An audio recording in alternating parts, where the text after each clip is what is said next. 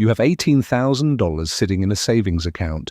You feel responsible, but inflation, even at a modest rate, is quietly cutting into what that money can actually buy.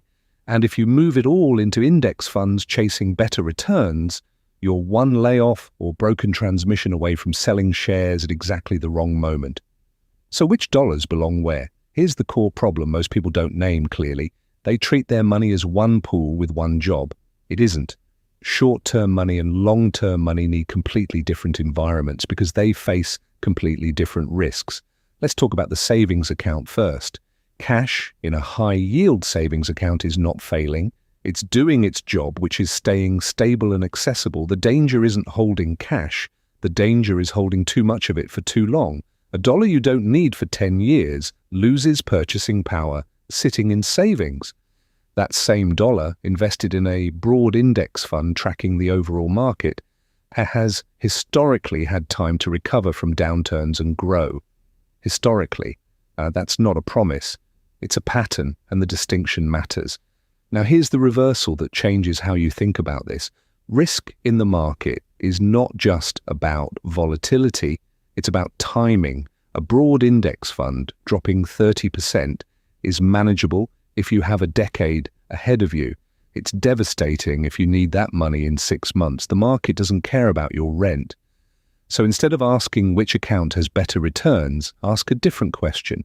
When will I actually need this money? That question is the foundation of what I call the 2-bucket rule. Bucket 1 holds your short-term money, anything you'll need within the next 1 to 3 years. Emergency fund, a planned car purchase, a down payment you're saving toward. This money lives in cash, a high-yield savings account, a money market account, something stable and liquid. You accept a lower return because what you're actually buying is certainty. Bucket 2 holds your long-term money, retirement, wealth you're building over a decade or more. This money can tolerate market swings because it has time to recover. A broad index fund, one that spreads exposure across hundreds or thousands of companies rather than picking individual stocks, is a common vehicle for this. You accept short-term volatility because what you're buying is growth potential over time. Here's a simple example, and this is just illustrative, not advice for your specific situation. Say you have that $18,000. You decide 3 to 6 months of expenses, roughly $9,000, stays in a high-yield savings account as your emergency fund. Another $3,000 is earmarked for a car repair fund you'll likely need within 2 years. That stays in cash too. The remaining $6,000 has no specific purpose for at least 7 to 10 years. That's the money that could go into a broad index fund through a tax-advantaged account if one is available to you. Same $18,000.